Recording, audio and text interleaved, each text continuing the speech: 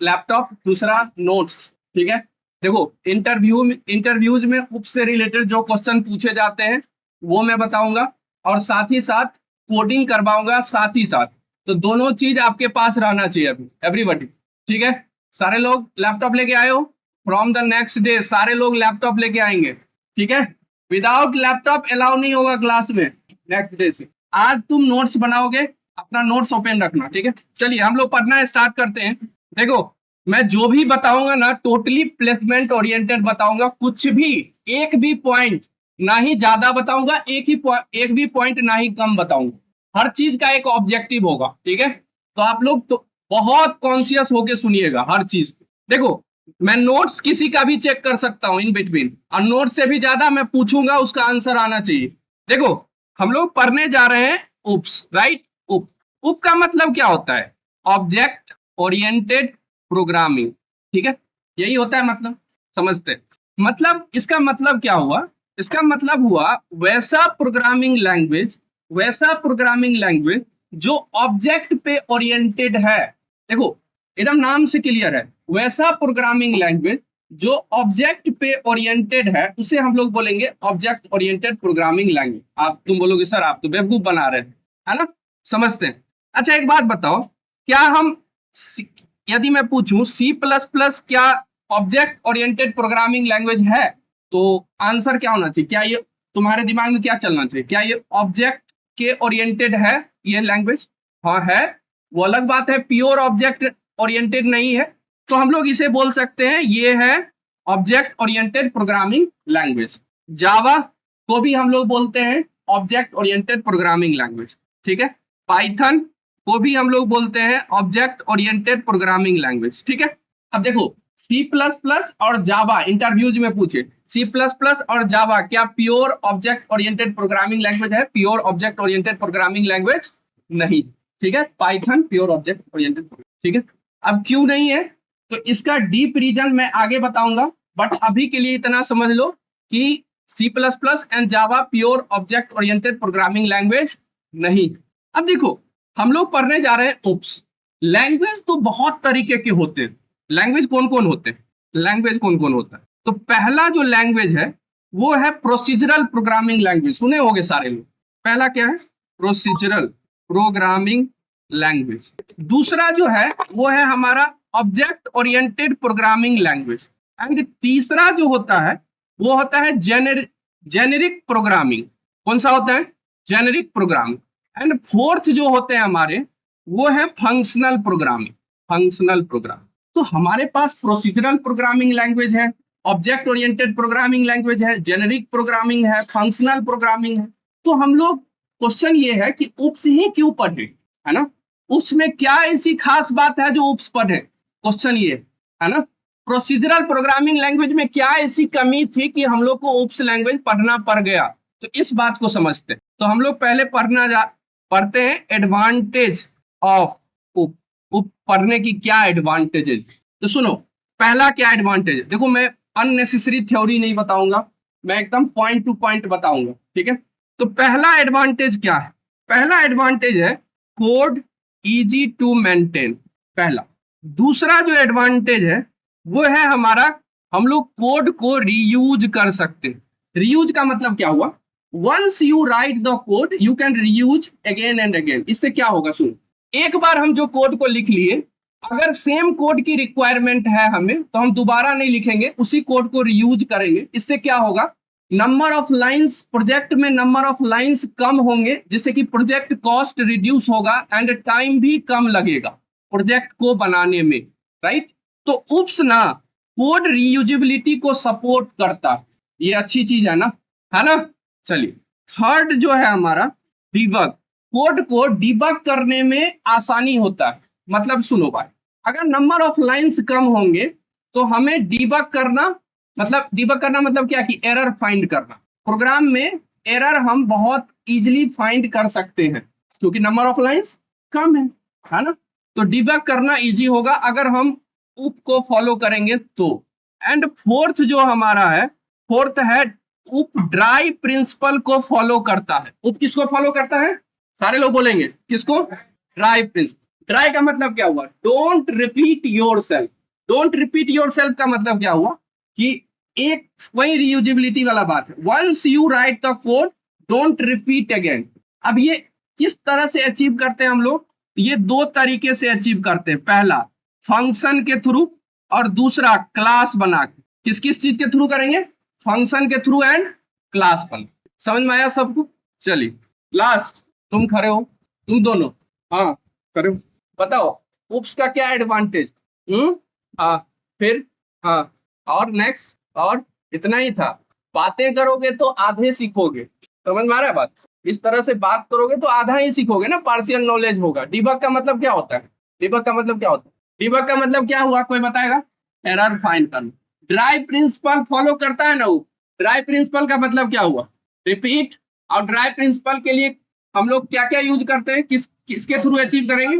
Function and classes के through. लोग 10 minute खड़े रहोगे तुम दोनों।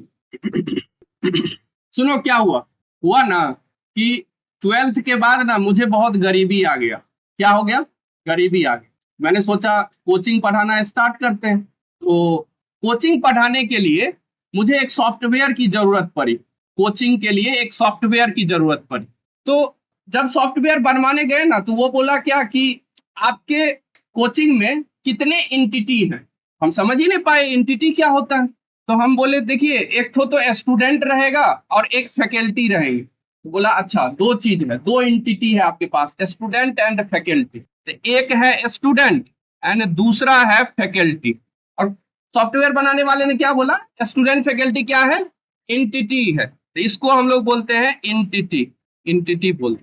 तो फिर उसने पूछा ना कि स्टूडेंट से रिलेटेड क्या सब इंफॉर्मेशन आप स्टोर करवाना चाहते हैं। हम बोले क्या कि देखिए स्टोर तो बहुत चीज करवाना है। स्टूडेंट का नाम, स्टूडेंट का रोल नंबर, स्टूडेंट का एज, स्टूडेंट का कॉन्टैक्ट नंबर, स्टूडेंट का मेल आईडी, ये सब हम स्टोर करवाना चाहते हैं। लेकिन एज ऑफ नाउ वो सिर्फ स्टोर किया स्टूडेंट का रोल नंबर और स्टूडेंट का एज, ये दो चीज। बोला फैकल्टी से, उसके लिए भी बहुत सारे चीज हम, लेकिन एज ऑफ नाउ फैकल्टी का आईडी एंड फैकल्टी का एज, ये दो चीज स्टोर करवाना चाह रहे हैं। तो हम लोग स्टूडेंट को बोले एंटिटी, राइट। और स्टूडेंट से रिलेटेड इंफॉर्मेशन क्या सब स्टोर करवाना चाहते हैं? रोल नंबर एंड एज, अभी के लिए समझने के लिए। अच्छा, हम लोग एक स्टूडेंट से रिलेटेड इंफॉर्मेशन को स्टोर करवाना चाहते हैं। अगर हम एक स्टूडेंट से रिलेटेड इंफॉर्मेशन को स्टोर करवाना चाहते हैं तो कैसे स्टोर करवाएंगे? तो इस तरह से स्टोर करवाएंगे, लिखेंगे इंट रोल नंबर एंड क्या लिखेंगे? Int roll number is equal to 22 and int age equal to 34। इस तरीके से लिख लेंगे। ये एक स्टूडेंट से रिलेटेड इंफॉर्मेशन हो। मुझे दूसरे स्टूडेंट से रिलेटेड इंफॉर्मेशन स्टोर करवाना, तो मैं फिर से एक वेरिएबल बनाऊंगा, int roll number 1 is equal to 23, int age 1 is equal to 35। इस तरीके से दूसरे स्टूडेंट का करवा लूंगा। अच्छा, मुझे यदि 1000 स्टूडेंट का इंफॉर्मेशन स्टोर करवाना है तो ऐसे करते करते एक स्टूडेंट के लिए 2 वेरिएबल यूज हुआ, तो 1000 स्टूडेंट के लिए 2000 वेरिएबल यूज करना पड़ेगा। कितने वेरिएबल यूज करने पड़े? 2000 वेरिएबल हमें यूज करने पड़े, 2000 वेरिएबल। तो हम लोग ना अगर स्टूडेंट से रिलेटेड इंफॉर्मेशन स्टोर करवाना चाहते हैं तो जितना स्टूडेंट है उतना इंटू 2 वेरिएबल हमें यूज करना पड़ेगा। कुछ ज्यादा वेरिएबल नहीं यूज कर रहे हैं हम लोग, तो हम लोग यूज कर रहे हैं टू मेनी वेरिएबल, बहुत ज्यादा वेरिएबल यूज कर रहे हैं, राइट। बहुत ज्यादा वेरिएबल हम लोग यूज कर रहे हैं, ठीक है। इससे क्या होगा ना, इस तरीके से यदि हम स्टूडेंट से रिलेटेड इंफॉर्मेशन को स्टोर करेंगे तो मैनेज करना बहुत डिफिकल्ट होगा। क्या होगा? Difficult to manage. और हम लोग ये कैसे समझे, एक बात बताओ, हम लोग ये कैसे समझेंगे कि ये स्टूडेंट 2 का ही रोल नंबर है? ये हम लोग कैसे समझेंगे? डिफ्रेंशिएट नहीं कर पाएंगे ना। ये हम लोग कैसे समझे कि स्टूडेंट 2 का ही रोल नंबर है? ये कैसे समझे कि ये स्टूडेंट 1 का ही रोल नंबर है? ये भी नहीं हम लोग समझ पाएंगे। ये हुआ प्रॉब्लम क्रिएट। तो इसका सॉल्यूशन दिया क्लास। उसने बोला, सॉफ्टवेयर बनाने ने बोला, सॉफ्टवेयर जो बना रहा था उसने बोला आप क्लास क्यों नहीं यूज कर लेते? बोले ठीक है क्लास यूज करते। तो उसने क्लास बनाना सिखाया हमें। देखो कैसे बनाते हैं क्लास। कौन सिखाया हमको? सॉफ्टवेयर वाला। क्या सिखाया? क्लास बना। देखो कैसे क्लास बनाया जाता है। तो उसने बोला एक काम कीजिए, सबसे पहले तो मैं नॉर्मल लिखता हूं, इंक्लूड, ये लिखा, ठीक है। अब हमें बोला क्लास के थ्रू आप बनाइए, ठीक है। तो क्लास कैसे बनाया जाता है सुने। तो सबसे पहले लिखा जाएगा क्लास कीवर्ड। क्लास क्या है? कीवर्ड है। फिर क्लास का नाम, क्लास का नाम वही होगा जो कि एंटिटी का नाम होता है। एंटिटी का नाम था स्टूडेंट, ये हुआ स्टूडेंट। इसके बाद आप सेमी कॉलन यूज करेंगे लास्ट, ठीक है, यूज कर लिए।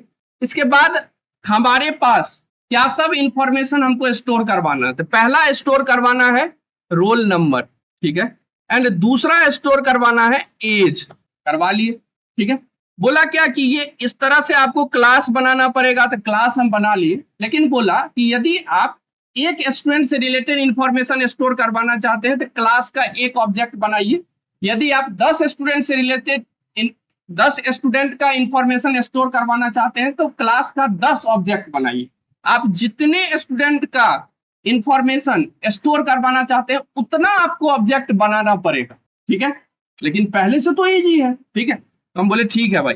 तो हम पूछे उससे कि ऑब्जेक्ट कैसे बनाएंगे ये मुझे बताओ। तो बोला देखो क्या करोगे, पहले लिखो क्लास का नाम। क्लास का नाम क्या है? स्टूडेंट। अब फिर लिखो ऑब्जेक्ट का नाम। हम बोले क्या ऑब्जेक्ट का नाम कुछ भी रख सकते हैं क्या? बोला हाँ हाँ रख सकते हैं। तो रखते हैं S1, हो गया। इस तरीके से हम लोग क्लास का ऑब्जेक्ट बना। अब S1 रिप्रेजेंट कर रहा है कि पहले स्टूडेंट का इंफॉर्मेशन, ठीक है। अब देखो क्या होगा, वो बोला, हम पूछे उससे कि अच्छा एक बात बताइए, ऑब्जेक्ट जो हम बनाए हैं तो ये कितना मेमोरी कंज्यूम किया होगा। तो बोला देखिए क्या होता है, एक पेपर लेके ड्रॉ करके दिखाया, हम दिखाते हैं, देखो कैसे बताया था वो। तो बोला था कि देखिए इस तरह से मेमोरी एलोकेट होता है। ये S1 है और इसके बाद इसमें दो है ना, एक रोल नंबर और एक एज। तो दो बनेंगे, एक बनेगा रोल नंबर और एक बनेगा एज, ऐसे करके हमको बोला, ठीक है। बोला क्या कि हम बोले कि कितना मेमोरी कंज्यूम होगा। तो बोला रोल नंबर किस टाइप का है, तो इंट टाइप का है। इंट कितना बाइट का मेमोरी लेता है, तो 4 बाइट का। तो ये लिया 4 बाइट का मेमोरी। एज किस टाइप का है, इंट टाइप का, वो कितना मेमोरी लिया, 4 बाइट। तो 4 बाइट ये हुआ, तो टोटल 8 बाइट मेमोरी आपका कंज्यूम होगा। वो बोला, बोले ठीक है समझ में आ गया, 8 बाइट मेमोरी कंज्यूम। हम बोले कि अगर हम ऑब्जेक्ट नहीं बनाए तब क्लास केवल कितना मेमोरी कंज्यूम करेगा। मतलब हम सिर्फ ये ऑब्जेक्ट नहीं बनाए, सिर्फ क्लास कितना मेमोरी कंज्यूम करा। तो बोला 1 बाइट ऑफ मेमोरी कंज्यूम करेगा। कितना बाइट ऑफ मेमोरी? तो हम ऑब्जेक्ट यदि नहीं बनाएंगे फिर भी सिर्फ क्लास बनाने से 1 बाइट ऑफ मेमोरी कंज्यूम होता, ठीक। ये चीज हम लोग को समझ में आया। हम बोले ठीक है। तो हम यहाँ पे लिखते हैं roll number is equal to 22 and ये हम लोग रोल एज इक्वल टू 34, ये लिखते। फिर इसके बाद हम बोले कि इसको एक्सेस कैसे करेंगे, रोल नंबर को कैसे एक्सेस करेंगे। तो वो बोला आप लिखिए S1 डॉट रोल नंबर, तो रोल नंबर एक्सेस कर पाइएगा। और आप लिखिएगा S1 डॉट एज, तो एज को एक्सेस कर पाइए, ठीक है। ऐसा बोला उन्होंने। अब हम इसको रन करते हैं, ठीक है, रन करते हैं इस प्रोग्राम। अब देखो यहाँ पे एरर दे रहा है। अब एरर क्या है उसको थोड़ा हम लोग समझते हैं। एरर क्या बोल रहा है कि roll number is private with in this context. मतलब बोल रहा है कि ये जो रोल नंबर है ना, ये जो रोल नंबर है ये प्राइवेट है इस क्लास के स्कोप में। मतलब इस ब्लॉक से लेके इस ब्लॉक तक में ये रोल नंबर प्राइवेट है। और जो चीज प्राइवेट होता है वो क्या इस ब्लॉक के बाहर एक्सेस कर पाएंगे हम लोग? नहीं कर पाएंगे, प्राइवेट है, नहीं कर पाएंगे एक्सेस। तो अगर हमको एक्सेस करना है इस रोल नंबर को इस ब्लॉक के बाहर, तो बोला कि यहाँ पे आपको पब्लिक यूज करना पड़ेगा। हम बोले पब्लिक है क्या? तो बोला कि ये इसको बोलते हैं एक्सेस स्पेसिफायर। हम उसको बोले कि एक्सेस स्पेसिफायर के बारे में बताइए। तो बोला बाद में बताएंगे, अभी खाली समझ लो एक्सेस स्पेसिफायर है पब्लिक, ठीक है। पब्लिक एक्सेस स्पेसिफायर से यदि हम मेंशन किए तो रोल नंबर और एज को हम लोग क्लास के बाहर से भी एक्सेस कर सकते हैं। तो अब ये एरर नहीं आएगा। नहीं आया एरर, सब कुछ ओके है। क्या इतना बात सबको समझ में आ गया? कोई दिक्कत है किसी को? कोई प्रॉब्लम है क्या? नहीं है ना। अभी टास्क मिलेगा, छोटा छोटा टास्क इसी तरीके से। थोड़ा और पढ़ाता हूँ फिर टास्क आएगा। तुम्हारा प्रॉपर नोट्स बना हुआ है यहाँ पे, लेकिन फिर भी तुम्हें क्लास में बनाना, ठीक है। मतलब कुछ चीजें क्लास में डिस्कस होती है, नोट्स में नहीं होती, इसलिए यहाँ भी बनाना। तो हर चीज तो लिखा ही हुआ है इसमें, बट फिर भी तुम्हें लिखना है, ठीक है। चलिए ये बात हम लोग को समझ में आ गया। कि बाय डिफॉल्ट हमें क्या समझ में आया, बाय डिफॉल्ट क्लास के हर एक मेंबर प्राइवेट होते हैं। क्या होता है?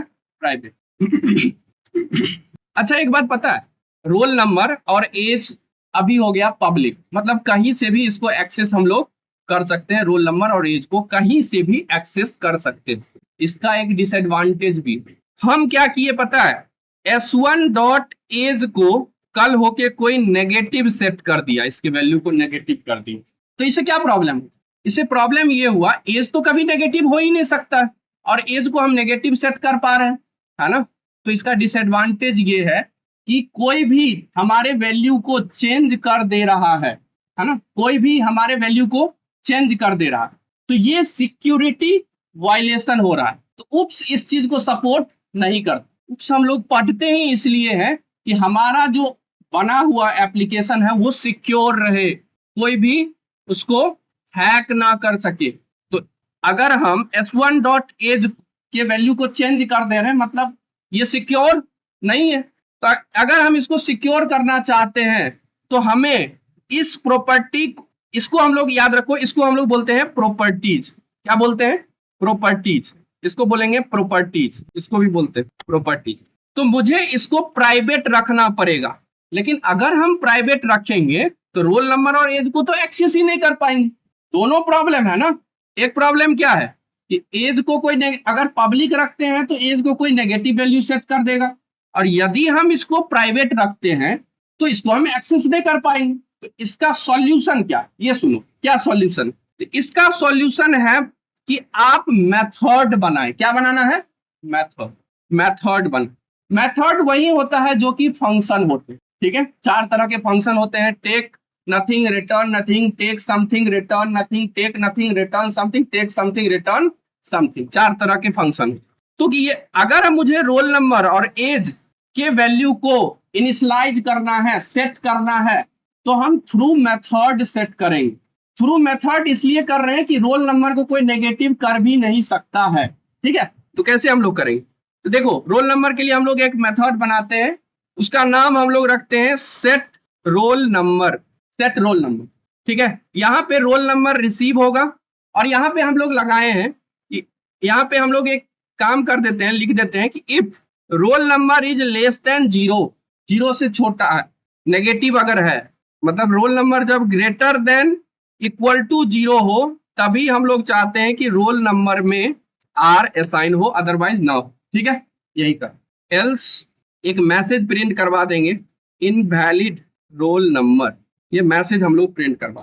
और ये सेट रोल नंबर जो मेथड है वो कुछ भी रिटर्न नहीं कर रहा है, इसलिए यहाँ पे हम लोग लिखते हैं वॉइड, ठीक है, कोई दिक्कत नहीं। इसके बाद क्या हम लोग चाहते हैं, मुझे एज की वैल्यू को सेट करवाना है, तो हम लोग लिखेंगे void, void set age int a, and then लिखेंगे if age is greater than 0, तब हम एज में ए को असाइन करेंगे, अदरवाइज मैसेज प्रिंट करवा देंगे इनवैलिड एज। इस तरीके से मैसेज प्रिंट कर। तो अगर हम इस तरीके से, मतलब ये वाला मेथड सही नहीं था, इसको हटा देते हैं।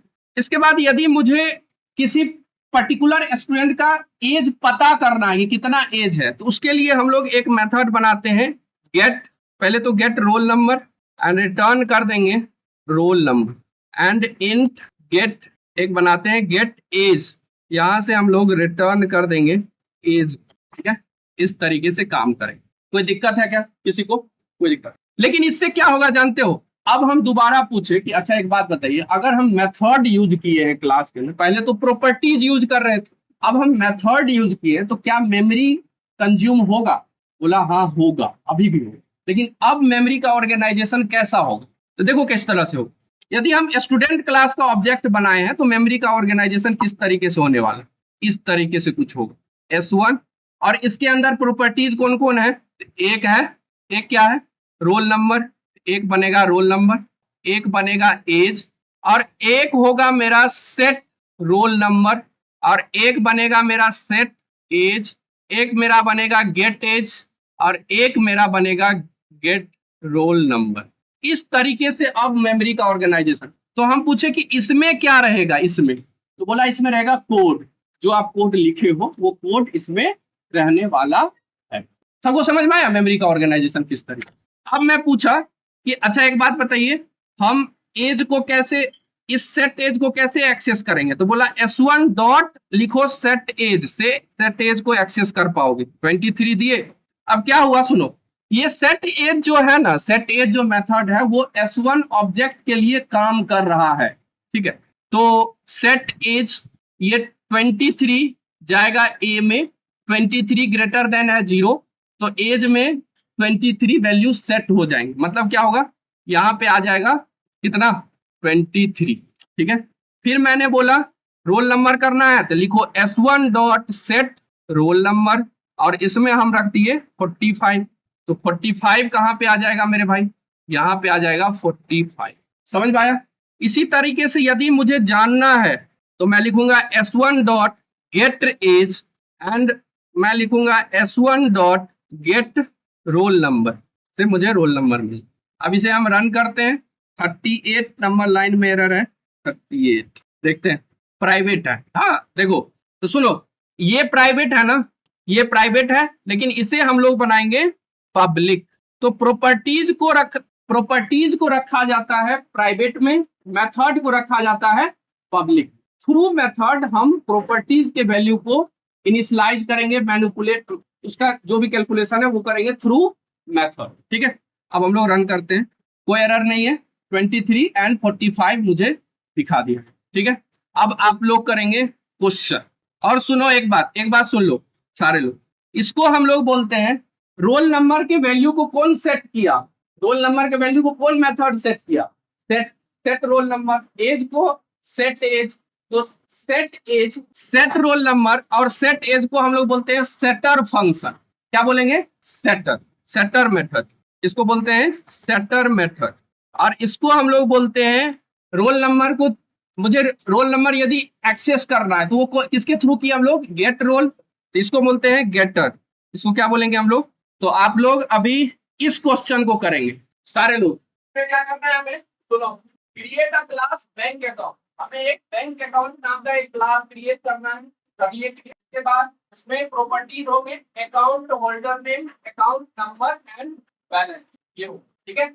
पहला यूज प्राइवेट डेटा मेंबर, सही बात है, प्राइवेट रखना पड़ेगा, मल्टी हमारी कोई चेंज सकता है, सबको हम रखेंगे private. Create setter and getter, setter getter मतलब ये वैल्यू को सेट करके वैल्यू के सेटर मेथड बना, और ये सब की वैल्यू को गेट करके गेटर बनाएंगे। Create an object initialize the detail, ठीक है, ऑब्जेक्ट इनिशियलाइज, ऑब्जेक्ट क्रिएट करो और सारे मेथड को कॉल करोगे, display account information, getter method call करके सारे इनपुट को डिस्प्ले करोगे। सारे लोग करेंगे, जिसके पास सिस्टम नहीं है वो अपने नोट्स पे करेगा, और यदि आपके पास लैपटॉप नहीं रहा तो क्लास में आपका अकाउंट नहीं हो। देखो लैंग्वेज बैरियर नहीं है, आप जो लैंग्वेज चाहो यूज कर सको, लेकिन सीखना खूब सीखो। तो आ होता है ऊप स्टैंड फॉर, तुम लोग बोलो ऊप स्टैंड फॉर, सारे लोग, है ना। Object oriented programming is about creating object which can be hold data and function that work on the data। सही बात है। इसके बाद एडवांटेज समझे, एडवांटेज क्या था, ये ड्राइव प्रिंसिपल को फॉलो करता है, कोड को रीयूज कर सकते हैं, डिबग कर सकते हैं, इजी टू मेंटेन कर सकते हैं, यही बात है, लिखा हुआ यहाँ भी, कोई दिक्कत नहीं है। What is need of class, class की क्यों जरूरत है ये हम लोग समझे। तो suppose you want to store information about student, ठीक है, तो हम लोग को क्या करना पड़ेगा, दो स्टूडेंट से रिलेटेड इंफॉर्मेशन स्टोर करेंगे तो उतना वेरिएबल बनाने पड़ेंगे, तो टू मेनी वेरिएबल बनाना पड़ रहा है। Difficult to manage when there is 100 of student, है ना, मैनेज करना डिफिकल्ट है, इसीलिए कॉन्सेप्ट आया किसका, क्लास का। क्लास कैसे बनाते हैं, तो क्लास, क्लास का नाम, और इस तरीके से क्लास हम लोग बनाते हैं, और इस तरीके से इसका ऑब्जेक्ट हम लोग बनाते हैं। इसके बाद समझे getter and setter function. Getter and setter function are used in object-oriented programming to access, get, and modify set the value of private variable safely। सही लिखा हुआ है, कोई दिक्कत नहीं, ठीक है, समझ में सबको आ गया। अब हम लोग समझते हैं इनकैप्सुलेशन क्या होता है। तो एक बात समझो, सारे लोग समझेंगे, समझ में आया ना सबको, फिर से समझ में आएगा, अगर बस अभी कितना देर, 40 मिनट और पढ़ाऊंगा, पूरा समझ में आ जाएगा, आज की क्लास के पूरे मॉड्यूल समझ में आ जाएगा, ठीक है। तो समझते हैं, देखो इनकैप्सुलेशन किसे बोलते हैं, इस चीज को हम लोग समझने जा रहे हैं, ठीक है, समझते हैं इनकैप्सुलेशन किसे बोलते हैं। इनकैप्सुलेशन ठीक है, ये क्या होता है, सुनो एक बात सुनो। अच्छा एक बात बताओ, स्टूडेंट क्या था, एंटिटी था। स्टूडेंट तुम बोलोगे सर है एंटिटी, और इसके अंदर रोल नंबर और एज क्या थे, properties. Set roll number get roll number, set age get age क्या है, मेथड। तो एक इंटिटी से रिलेटेड जितने भी प्रॉपर्टीज हैं, जितने भी मेथड हैं, उसको एक साथ रखना ही इनकैप्सुलेशन कहलाता है। एक इंटिटी से रिलेटेड जितने भी प्रॉपर्टीज हैं, जितने भी मेथड हैं, उसको एक साथ रखना ही इनकैप्सुलेशन कहलाता है। स्टूडेंट एक इंटिटी था, उससे रिलेटेड प्रॉपर्टी थे roll number and age, and method थे set roll number, set age, get roll number, get age. इसको हम एक साथ रखे, इसको हम लोग बोले इनकैप्सुलेशन, इनकैप्सुलेट कर दिए, पैक कर दिए, है ना, समझ में आया? तो इनकैप्सुलेशन कोई पूछेगा तो क्या बोलोगे, it is an act of combining property and method related to an entity। क्या बोलोगे, it is an act. Interview में आंसर कैसे करोगे, सुनो, अगर कोई पूछे व्हाट इज इनकैप्सुलेशन, इंटरव्यू में इस तरह से पूछेगा, कैसे आंसर करना, it is an act of combining property and method related to an entity. एक एंटिटी से रिलेटेड जितने प्रॉपर्टी है, जितने मेथड है, उसको एक साथ रखना ही इनकैप्सुलेशन कहलाता है। ये समझ में आ गया सबको? इसके बाद एक एग्जांपल दोगे, कैसे, suppose student is an entity, property related to student are roll number and age, method related to student are set age, set roll number, get age, get roll number. We encapsulate them, इसको हम लोग encapsulate किए। ये एक example हो, this is one of the example of encapsulation. जितने property है, जितने मेथड, उसको हम ग्रुप किए, इसको हम लोग इनकैप्सुलेशन बोलेंगे। कोई दिक्कत किसी को नहीं? तो वही चीज लिखा हुआ है नोट्स में भी, it is an act of combining property and method related to an entity. ठीक है, चलिए ये चीज समझ में हम लोग को आ गया। अब आते हैं वापस कोडिंग पे। सुनो देखो, एक एग्जांपल के थ्रू ना मैं पूरा पढ़ा दूंगा, पूरा पढ़ा दूंगा उप्स, एक एग्जांपल के थ्रू। इसी एग्जांपल पे देखो मैं पूरा उप्स पढ़ाता हूँ। ठीक है, चलिए समझते हैं। अब हम लोग समझते हैं, एक बात बताओ, इसमें यदि मैं एक चीज चेंज कर दूं, क्या चेंज करता हूं, सुनो। जानते हो, एक बात बोलता है कि वेरिएबल का नाम ना आप ऐसा रखें जिससे कि कोई अदर प्रोग्रामर यदि आए तो वो समझ पाए कि एक्चुअल में वेरिएबल का नाम क्या है। मैं क्या बोला हूं कि वेरिएबल का नाम आप वही रखें जिससे कि कोई अदर प्रोग्रामर भी आए तो उसको उस वेरिएबल के नाम देख के समझ में आए कि ये वेरिएबल काम क्या कर रहा है। जैसे कि यहाँ पे हम लोग रोल नंबर लिखे, तो इससे हमको क्या समझ में आया कि स्टूडेंट का क्या है, रोल नंबर। अब इसके बदले मान लो रोल नंबर के बदले हम लिख देते चिंकी, समझ में आता क्या, नहीं आता समझ में, लेकिन रख तो सकते हैं। लेकिन उप्स क्या बोलता है, चिंकी नाम हम लोग नहीं रख सकते, क्या रखना पड़ेगा, रोल नंबर, रिलीवेंट नाम, वेरिएबल। ठीक है, तो यहाँ पे भी हम लोग आर लिख दिए, ये गलत किए हम लोग, है ना। ये रोल नंबर है, यहाँ भी हम लोग को लिखना चाहिए रोल नंबर, ये लिखना चाहिए हम लोग, है ना, गलत किए। यहाँ भी हम लोग को ए ना लिख के लिखना चाहिए एज, यही लिखना चाहिए। लेकिन ये है फंक्शन आर्गुमेंट, इसको क्या बोलते हैं हम लोग, रोल नंबर को फंक्शन आर्गुमेंट। क्या बोलेंगे, फंक्शन आर्गुमेंट, इसको हम लोग बोलते हैं फंक्शन आर्गुमेंट।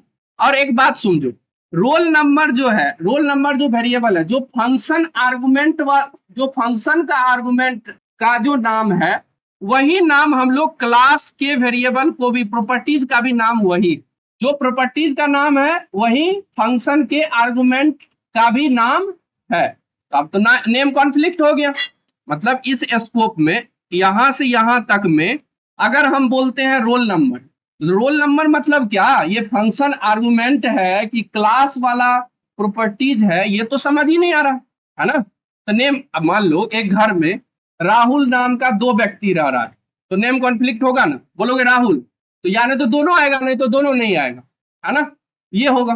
तो यहाँ पे नेम कंफ्यूजन हो रहा है। किस तरह का नेम कंफ्यूजन, फंक्शन का आर्गुमेंट का जो नाम है वही क्या नाम है, प्रॉपर्टीज का नाम, तो नेम कॉन्फ्लिक्ट हो रहा है।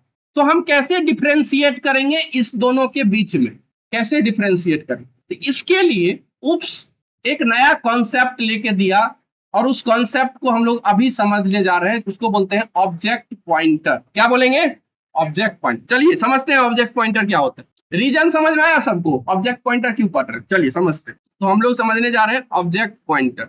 सुनो, ऑब्जेक्ट पॉइंटर किसको बोलते हैं, ए pointer contain address of an object is called object pointer. मतलब क्या हुआ सुनो, मैं नोट्स में लिखा हुआ है फिर भी मैं लिखता हूं। ए पॉइंटर में तो छोड़ो लिखता नहीं हूं, यहाँ पे देखो ये नोट्स पे देखो यहाँ क्या लिखा हुआ है, देखो क्या लिखा हुआ है सुनना। The pointer contain address of an object is called object pointer. अब इसको समझना क्या मतलब, समझना सारे। जैसे कि हम लोग एक स्टूडेंट नाम का क्लास बनाए थे अभी, क्या बनाए थे भाई मेरे, स्टूडेंट नाम का क्लास, और इसका हम लोग ऑब्जेक्ट भी बनाए हैं। कैसे ऑब्जेक्ट बनाए, तो क्लास का नाम एंड देन S1 लिख के इस क्लास का हम लोग बनाए ऑब्जेक्ट, ठीक है। तो ए pointer contain address of an object, मतलब वैसा वेरिएबल जो ऑब्जेक्ट के एड्रेस को कंटेन करता है उसे हम लोग बोलते हैं ऑब्जेक्ट पॉइंटर। अब मान लो कि हम एक S2 नाम का वेरिएबल बनाए, अब वो S1 के एड्रेस को कंटेन कर रहा है। किसके एड्रेस को कंटेन कर रहा है, S1। अब मान लो कि ये है मेमोरी, ये आपका है मेमोरी, मेमोरी में S1 जो है उसका एड्रेस है 1000, ठीक है, और S2 में भी 1000 है। तो हम लोग ये जो वेरिएबल है ये S1 नाम के वेरिएबल का एड्रेस कंटेन कर रहा है, तो इसको हम लोग क्या बोलेंगे, ऑब्जेक्ट पॉइंटर। क्या बोलेंगे हम लोग, ऑब्जेक्ट, मतलब वैसा वेरिएबल जो ऑब्जेक्ट के एड्रेस को होल्ड करता है उसे हम लोग बोलते हैं ऑब्जेक्ट पॉइंटर। एक और एग्जांपल देता हूं, ठीक है। जैसे मान लो कि तुम फैकल्टी नाम का एक क्लास बनाए, क्या बनाए हो, फैकल्टी नाम का क्लास। तो फैकल्टी नाम के क्लास का ऑब्जेक्ट कैसे बनाओगे, लिखोगे क्या, फैकल्टी F1, यही लिख के बनाओगे ना, फैकल्टी क्लास का ऑब्जेक्ट। अब देखो अगर ये हम करते हैं तो क्या होता है, ये हुआ F1। अब मान लो F1 के अंदर दो प्रॉपर्टीज है, एक फैकल्टी आईडी और एक है फैकल्टी का एज। तो जैसे ही ऑब्जेक्ट बनाते हैं तो मेमोरी में इस तरह से बनता है ना, एक क्या बनेगा फैकल्टी आईडी और दूसरा क्या बनेगा फैकल्टी का नेम, ऐसे बनता है। और इसका कुछ एड्रेस होता होगा, जैसे मान लो इसका एड्रेस है मेमोरी में 1000, कितना एड्रेस है 1000। अब मान लो हम एक F2 नाम का वेरिएबल बनाए और उसमें हम इसका एड्रेस रख दिए, किसका एड्रेस, F1 का एड्रेस रख दिए F2 में, तो इसको हम लोग बोलेंगे ऑब्जेक्ट पॉइंटर। क्यों, क्योंकि F2 जो है वो F1 के एड्रेस को कंटेन कर रहा है और F1 क्या है, एक ऑब्जेक्ट है। तो F2 ऑब्जेक्ट के एड्रेस को कंटेन कर रहा है, इसीलिए F2 को हम बोले ऑब्जेक्ट पॉइंटर। अरे सही है, समझ में आया। तो वैसा वेरिएबल जो ऑब्जेक्ट के एड्रेस को होल्ड करता है उसे हम लोग क्या बोलेंगे, ऑब्जेक्ट पॉइंटर। अरे किसी कोई डाउट है, नहीं है ना, सुनो। तो ये जो दिस है ना, ये एक दिस नाम का वेरिएबल है, पहले जिसने C++ बनाया, जिसने जावा बनाया, उसने एक दिस नाम का वेरिएबल बनाया, ठीक है, रिजर्व कीवर्ड है, मतलब रिजर्व वर्ड। तो दिस जो है वो कॉलर ऑब्जेक्ट के एड्रेस को बाय डिफॉल्ट होल्ड करता है। कॉलर ऑब्जेक्ट मतलब क्या, कॉलर ऑब्जेक्ट मतलब क्या होता है, सुनो, कॉलर ऑब्जेक्ट मतलब क्या, अभी सेट एज को कौन कॉल कर रहा है, S1, तो S1 को बोलेंगे कॉलर ऑब्जेक्ट। मान लो कि सेट एज को कॉल करता है S2, तो S2 को बोलते हैं कॉलर ऑब्जेक्ट। तो दिस नाम का जो पॉइंटर है, दिस नाम का जो वेरिएबल है वो स्टोर करता है कॉलर ऑब्जेक्ट के एड्रेस को, किसको, कॉलर ऑब्जेक्ट। अब देखो एक बात बताओ, सेट एज को कौन कॉल कर रहा है, S1, तो S1 क्या हुआ इस टाइम पे, कॉलर ऑब्जेक्ट। S1 को क्या बोलेंगे, कॉलर ऑब्जेक्ट, S1 को बोलेंगे कॉलर ऑब्जेक्ट। अब दिस क्या करता है, कॉलर ऑब्जेक्ट के एड्रेस को होल्ड करता है। तो ये जो दिस है, मान लो ये है मेरा S1, ठीक है, ये है S1 और इसके अंदर दो चीज है, एक है मेरा रोल नंबर और एक है मेरा एज। S1 का एड्रेस मेमोरी में है 1000, तो दिस में क्या स्टोर रहेगा 1000, समझ में आया। लेकिन खास बात यह है ना कि दिस को तुम क्लास के अंदर ही एक्सेस कर सकते हो। किसके अंदर एक्सेस कर सकते हैं, क्लास के अंदर। तो दिस को हम लोग क्लास के अंदर तो सुनो बात, अगर तुम्हें रोल नंबर को एक्सेस करना है तो तुम लिखते हो ना S1 डॉट रोल नंबर, ऐसे लिखते हो रोल नंबर एक्सेस। तुम्हें एज एक्सेस करना है तो तुम लिखते हो S1 dot as, as access हो जाता है। ठीक इसी तरीके से यदि क्लास के अंदर, मतलब इस क्लास के अंदर, ये क्लास है ना, इस क्लास के अंदर यदि मुझे रोल नंबर को एक्सेस करना है तो मैं क्या लिखूंगा, this dot roll number, roll number access हो जाएगा, और मैं लिखूंगा दिस डॉट एज, तो एज एक्सेस हो जाएगा। क्यों? क्योंकि दिस और S1 दोनों क्या है, इक्वल ही है। अरे सबको समझ में आ रहा है बात? चलिए बहुत अच्छे। तो हम लोग को ये समझ में आया कि दिस जो है वो कॉलर ऑब्जेक्ट के एड्रेस को होल्ड करता है, इतना बात बस। दिस किसको होल्ड करता है, कॉलर ऑब्जेक्ट के एड्रेस। तो हम लोग को ये चीज समझता। अब यदि हम सुनो, अब यदि हम दिस डॉट रोल नंबर लिखेंगे, इसका मतलब हम किस रोल नंबर की बात कर रहे हैं, क्लास प्रॉपर्टीज वाले रोल नंबर की बात कर रहे हैं, इस रोल नंबर की बात कर रहे हैं, ठीक है। और सिंपल यदि मैं लिखूंगा रोल नंबर, इसका मतलब मैं यहाँ पे फंक्शन आर्गुमेंट वाले रोल नंबर की बात कर रहा हूं। तो ये जो है ये है फंक्शन आर्गुमेंट, और ये वाला जो है ये है प्रॉपर्टीज वाला रोल। तो डिफरेंशिएट हो गया ना दोनों के बीच में? अरे हो गया ना? चलिए बहुत अच्छे। तो हम यहाँ पे लिख सकते हैं अभी, if role number is greater than 0, तो हम लोग क्या करेंगे, दिस डॉट। अब सुनो बात, मेरी बात सुनना, यहाँ पे ना एक स्लाइट चेंज है, स्लाइटली चेंज। यदि मुझे रोल नंबर को एक्सेस करना है तो मैं लिखता हूं S1 dot roll number, S1 dot age से मैं एज एक्सेस कर लूंगा। लेकिन इस टाइम पे S1 में, S1 जो है उसमें एड्रेस नहीं है एक्चुअली। S1 में क्या नहीं रहता है, एड्रेस नहीं है। लेकिन दिस में क्या है, एड्रेस है, किसका, S1 का। दिस में एड्रेस है S1 का। तो एड्रेस, अगर मुझे एड्रेस पता है और मुझे रोल नंबर को एक्सेस करना है, अगर मुझे रोल नंबर को एक्सेस करना है थ्रू एड्रेस, थ्रू वेरिएबल नहीं, थ्रू एड्रेस, तो मैं यूज करूंगा दिस डॉट के बदले ये वाला। अब जावा में डॉट करके ही कर सकते हो तुम, जो जावा वाले हैं वो डॉट करके कर सकते हैं, कोई दिक्कत नहीं है। लेकिन जो C++ वाले हैं उसको एरो यूज करना पड़ेगा। क्या यूज करना पड़ेगा, एरो। अब इसका रीजन समझना है, एरो क्यों यूज करता है, तो उतना समझ अभी मत जाओ, ये समझ लेते हैं। मैं बता सकता हूं बट मैं समझा नहीं रहा, अभी बस समझ लो, ठीक है। एरो यूज करते हैं हम। क्या क्या क्या, हाँ मतलब देखो, यदि मुझे रोल नंबर एक्सेस करना है, ठीक है, तो मैं लिखता हूं S1 डॉट रोल नंबर कर, ठीक है। अब दिस में क्या है, इसका एड्रेस रखे हम लोग, S1 का एड्रेस दिस में है, तो एड्रेस के थ्रू यदि इसको एक्सेस करना है तो हम लोग ये वाला एरो यूज करेंगे। अगर मुझे एज को एक्सेस करना है तो मैं क्या लिखूंगा, दिस एरो एज। क्लियर? इसका मतलब क्या होता है समझाओ, इसका मतलब कुछ होता है। एरो का मतलब तुम यदि C++ पढ़े होगे तो समझे होगे क्या होता है, ठीक है। एक बार जाकर घर पे एक्सप्लोर करना, डी रिफरेंसिंग ऑपरेटर यहाँ पे यूज होता है, ठीक है। तो अभी इतना समझ लो, एरो यूज कर, ठीक है। अब सुनो बात, यहाँ पे हम लोग क्या लिखेंगे, this dot roll number is equal to roll number. अभी फिर मैं एक एग्जांपल दूंगा, और एल्स मैं लिखूंगा सी आउट इनवैलिड रोल नंबर। ये बात सबको समझ में आ गया? ठीक इसी तरह से एज की बात करें, यहां पे मुझे लिखना पड़ेगा क्या, दिस डॉट, इसके बाद क्या लिखना पड़ेगा, दिस, और यहां पे लिखना पड़ेगा एज। सब कुछ सही है, कोई दिक्कत नहीं। अगर मुझे, अच्छा बताओ, ये रोल नंबर कौन सा रोल नंबर, हम लोग ये क्या फंक्शन आर्गुमेंट है? यहाँ पे जो रोल नंबर है क्या ये फंक्शन आर्गुमेंट है?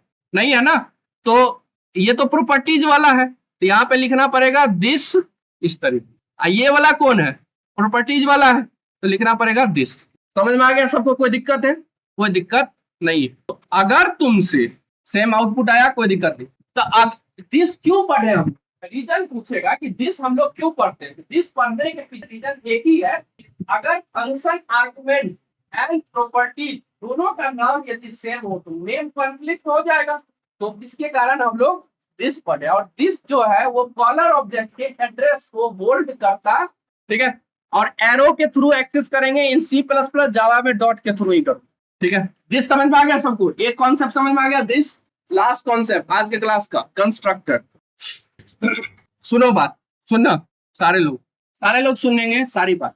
देखो दिस के बारे में यहाँ पे लिखा हुआ है, the variable store address of an caller object is called this pointer, लिखा हुआ है। चलिए कंस्ट्रक्टर हम लोग समझते हैं।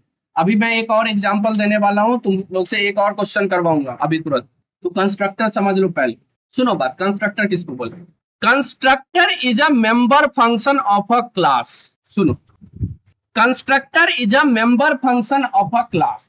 तो अच्छा बताओ, ये जो है गेट रोल नंबर, इसको भी हम लोग मेंबर फंक्शन ही बोलते हैं। देखो, इसको मेथड बोलो, मेंबर फंक्शन बोलो, सब एक ही बात है। मतलब इसको हम लोग क्या बोल सकते हैं, मेंबर फंक्शन बोले या मेथड बोले, सारे एक ही बात है। ये बात समझ में आ गई। तो constructor is a member function of A class, जैसे ये एक मेंबर फंक्शन है, ठीक इसी तरीके से कंस्ट्रक्टर भी एक मेंबर फंक्शन ही है। ठीक है, तो ये चीज समझ में आ गया कि ये मेंबर फंक्शन ही है। चलो बहुत अच्छे, कि मतलब ये मेंबर, मतलब कुल मिला के ये मेथड ही है कंस्ट्रक्टर। ठीक है, the name of constructor is same as the name of the class. Constructor का नाम वही होगा जो कि क्लास का नाम हो। तो क्लास का नाम क्या है, स्टूडेंट, तो कंस्ट्रक्टर का भी नाम क्या होगा, स्टूडेंट। लेकिन ये मेथड है, तो मेथड कैसे समझते हैं कि मेथड है, तो इसके आगे पैरेंथेसिस लगाया रहता है और करली ब्रेसेस, है ना। चलिए, तो पहला पॉइंट हम लोग समझे क्या, कि कंस्ट्रक्टर एक मेथड ही है, कंस्ट्रक्टर का नाम वही होगा जो कि क्लास का नाम है। तीसरा, it has no return type. अच्छा सुनो, इसका रिटर्न, जैसे कि ये वाले मेथड का रिटर्न टाइप है ना, रिटर्न टाइप क्या है, वॉइड, है ना। जिस तरह से ये वाले मेथड का रिटर्न टाइप है, इस वाले मेथड का रिटर्न टाइप नहीं है। इसका मतलब यहाँ पे रिटर्न कुछ भी हम नहीं लिखेंगे, रिटर्न टाइप कुछ है ही नहीं, तो कुछ भी लिखने की जरूरत नहीं।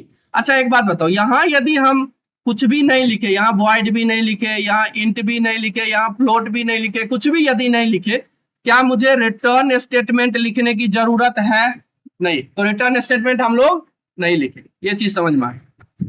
तीसरा पॉइंट सबको समझ में आ गया, पहला समझे मेथड है, दूसरा वही नाम होगा जो कि क्लास का नाम इक्वल टू कंस्ट्रक्टर का नाम, और रिटर्न टाइप इसका नहीं होता। Constructor never be static. Static किसको बोलते हैं, सुनो, वैसा फंक्शन, ये फंक्शन है ना, मतलब ये मेथड है ना, इसके आगे यदि तुम स्टैटिक कीवर्ड यूज कर दोगे तो ये स्टैटिक मेंबर फंक्शन बन गया। कौन सा मेंबर फंक्शन बन गया भाई, स्टैटिक मेंबर फंक्शन बन गया। तो कंस्ट्रक्टर कभी भी स्टैटिक नहीं होता, स्टैटिक नहीं हो, इसका मतलब यहाँ पे स्टैटिक कीवर्ड यूज करने की जरूरत नहीं। ठीक है, ये समझ में। अब सुनो, जैसे कि एक बात बताओ, मैं पूछता हूं कि सेट रोल नंबर को किसने कॉल किया, ये सेट रोल नंबर जो है इसको किसने कॉल किया, इसको किसने कॉल किया, S1 ने। देखो ना, S1 कॉल कर रहा है ना, सेट रोल नंबर कर रहा है ना। मैं बोल रहा हूं कि सेट एज को किसने कॉल किया, तो कौन कॉल कर रहा है, S1, S1 कॉल कर रहा है। Set age, set roll number को S1 कॉल कर रहा है, मैनुअली कॉल कर रहे हैं, लेकिन कंस्ट्रक्टर को कॉल करने की जरूरत नहीं है, वो ऑटोमेटिकली कॉल हो जाता है, ऑटोमेटिकली इन्वोक्ड हो जाता है। इन्वोक्ड होना का मतलब हुआ कि कॉल हो जाना ऑटोमेटिकली। क्वेश्चन ये है कि कौन कॉल करता है फिर इसको, इसको कॉल करता है कंपाइलर। कौन कॉल करता है, हमें कॉल करने की जरूरत, कौन कॉल करेगा, कंपाइल। ठीक है ना, काम इजी हो गया ना, कंपाइलर कर दिया तो। ठीक है, तो क्या लिखा हुआ है, constructor is implicitly invoked when an object is created. ठीक है, जब ऑब्जेक्ट क्रिएट होगा उसी टाइम पे कंपाइलर कंस्ट्रक्टर को कॉल कर देगा। समझ में आया। तो ऑब्जेक्ट किस लाइन में क्रिएट हो रहा है, ये वाले लाइन, ये वाले लाइन में कंस्ट्रक्टर क्रिएट हो रहा है, तो इसी टाइम पे इसको ये कॉल कर देगा। समझ में आया।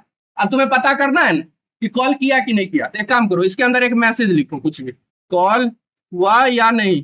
अगर ये लाइन चलने के बाद मुझे ये मैसेज अगर प्रिंट हो जाए, इसका मतलब कॉल हुआ है।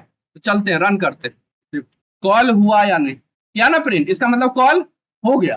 कंस्ट्रक्टर क्या हम कॉल किए थे, नहीं, ऑटोमेटिकली कॉल हुआ ना। चलो बहुत अच्छे। अच्छा सुनो सुनो, क्वेश्चन ये है, कंस्ट्रक्टर क्यों यूज करते, कंस्ट्रक्टर क्यों पढ़ रहे हैं, क्वेश्चन ये। अभी तो कंस्ट्रक्टर के बारे में सब कुछ बताया जा रहा हूं, क्वेश्चन है ना, कंस्ट्रक्टर पढ़ते ही क्यों है, ये पहले बताओ। देखो, कंस्ट्रक्टर हम लोग इसलिए पढ़ते हैं ताकि इस मेंबर वेरिएबल को, मतलब प्रॉपर्टीज को इनिशियलाइज करने के लिए, प्रॉपर्टीज के वैल्यू को सेट करने के लिए हम लोग कंस्ट्रक्टर यूज करते हैं।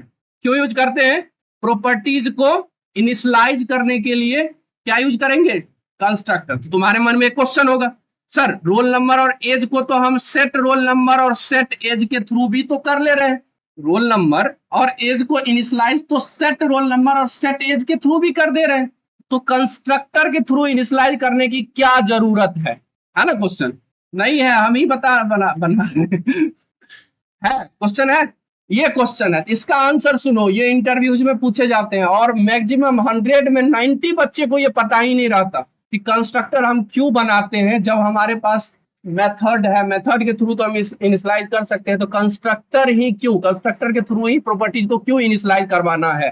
क्वेश्चन ये सुनो, जानते हो कंस्ट्रक्टर का मतलब होता है ना, कंस्ट्रक्टर का मतलब नाम से क्लियर है, कुछ कंस्ट्रक्ट करो, कुछ बना दो। क्या बनाता है? ऑब्जेक्ट। क्या बनाता है? ऑब्जेक्ट। सुनो मैं एक लाइन बोलता हूं, बहुत अजीब लगेगा तुम्हें सुनने में। क्या लाइन? कंस्ट्रक्टर ऑब्जेक्ट का ऑब्जेक्ट बनाता। मैं क्या बोला? कंस्ट्रक्टर ऑब्जेक्ट का ऑब्जेक्ट बनाता। ऑब्जेक्ट कहां बना? यहां, ये लाइन से ऑब्जेक्ट बन रहा है ना, ये पर्टिकुलर लाइन से ऑब्जेक्ट बन रहा है। मैं क्या बोल रहा हूं? कंस्ट्रक्टर ऑब्जेक्ट का ऑब्जेक्ट बनाता है। तो तुम बोलोगे सर ऑब्जेक्ट तो बन गया, अब ऑब्जेक्ट का ऑब्जेक्ट का मतलब क्या हो?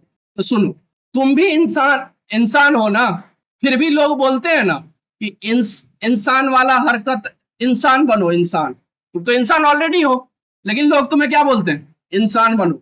मतलब क्या? तुम्हारे अंदर इंसान वाला गुण उसको दिख नहीं रहा, इसलिए बोलता है कि इंसान बनो। ठीक इसी तरह से ये ऑब्जेक्ट तो बन गया, लेकिन ऑब्जेक्ट वाला गुण इसमें नहीं है ना? तो ये काम कौन करेगा? ऑब्जेक्ट वाला गुण कौन लाएगा? कंस्ट्रक्टर। कौन लाएगा? कंस्ट्रक्टर। अब देखो क्या होगा, कैसे होगा, सुन बात को सुनना, बहुत ऑब्जर्व।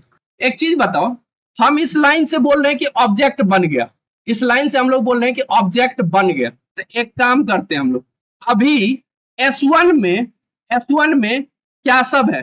तो S1 में है रोल नंबर एंड एज।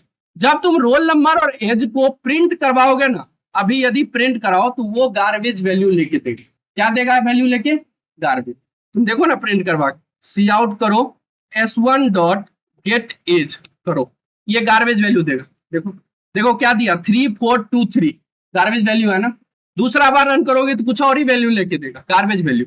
तो इसका मतलब ये हुआ कि अभी तक ये ऑब्जेक्ट बना नहीं है, ऑब्जेक्ट वाला गुण इसमें नहीं। कैसे समझेंगे कि ऑब्जेक्ट वाला गुण है?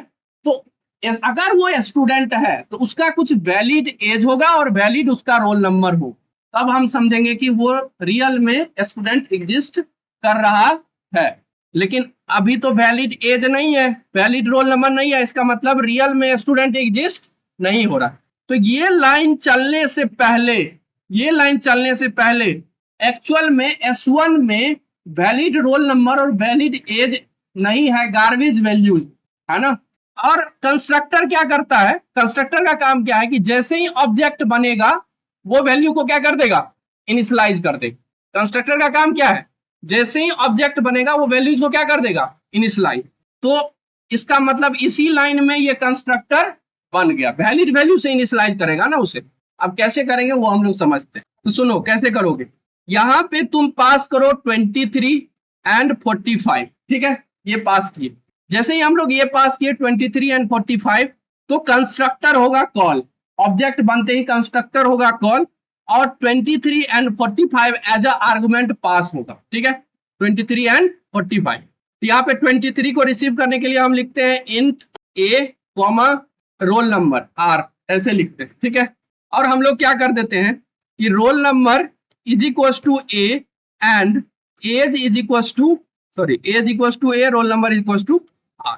तो अभी क्या होगा जानते हो? जैसे ही ये लाइन चला, मतलब ऑब्जेक्ट क्रिएट हुआ, ऑब्जेक्ट क्रिएट होते ही कंस्ट्रक्टर होगा कॉल और उसमें पास होगा 23 एंड 45।